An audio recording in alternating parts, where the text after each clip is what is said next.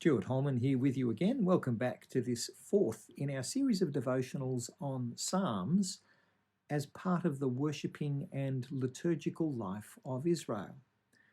As with the others in this series, the superscript of Psalm 70 references the director of music, an officer of the temple priesthood. The source, or the original writer, is David. But this psalm has been adapted and published for use in the temple. So the superscript reads, "For the director of music of David, a petition." Petitions or requests form part of the life of worship because prayer requests are actually an expression of faith. The stance of humble dependence before God as the petition is made, that honours God.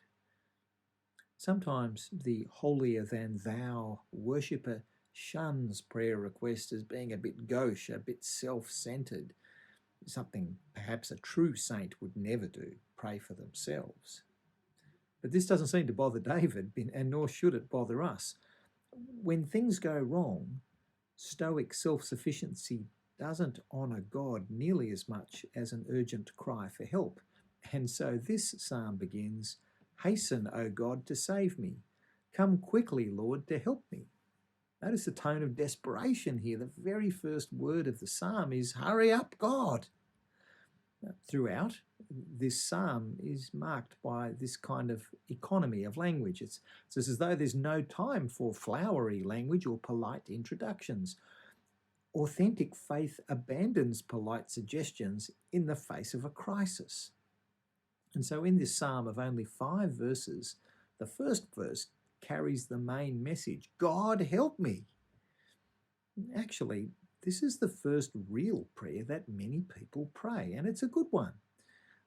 We should never despise its brevity or its urgency. David prays it, the temple worshipper learns to sing it, and we should get to know it so we too can pray it or sing it as the situation dictates. Interestingly, the situation from which David prayed this prayer and wrote this psalm has become separated from the psalm itself. There's a sense in which the original crisis has passed. It's no longer relevant, but the prayer itself is preserved. In the life of temple worship, David's original prayer is preserved for us so that we learn to pray urgently and directly, "God help." Now, what happens next in the psalm is that David hands the urgent situation over to God. He urgently demands justice, but he never takes justice into his own hands. So verse 2, "May those who want to take my life be put to shame and confusion. May all who desire my ruin be turned back to disgrace. May those who say to me, 'Aha, aha,' turn back because of their shame." These 3 imprecations call for God to pay back evil for evil. But notice that they are all subject to the just judgments of God. If there really are people who want to kill David, if they really do desire his ruin, if they really are gloating over his apparent demise, if God determines that David is under this kind of attack, then he asks God to put his opponents to shame and confusion, to turn them back in disgrace and shame. In the Psalms, there are lots of these kind of imprecations, and they kind of sound like curses, but they're not absolute. Instead, they are subject to God's sovereign decision. They're like an appeal to an umpire rather than words of power that bring about evil voodoo and bad vibes for the person that we speak them about. Now, instead, the imprecation is addressed to God for his consideration and action in relation to the other person. So this psalm actually hinges on the truth that vengeance belongs to God. And then, similarly, we find that in verse 4 and following, we have the other side of this coin. The other side of imprecation is blessing. So verse 4, 2 statements of blessing. May all who seek you rejoice and be glad in you. May those who long for your saving help always say, the Lord is great. So David asks that God would look with favour upon those who seek him, those who long for his saving help. And again, God is free to determine who these people might truly be.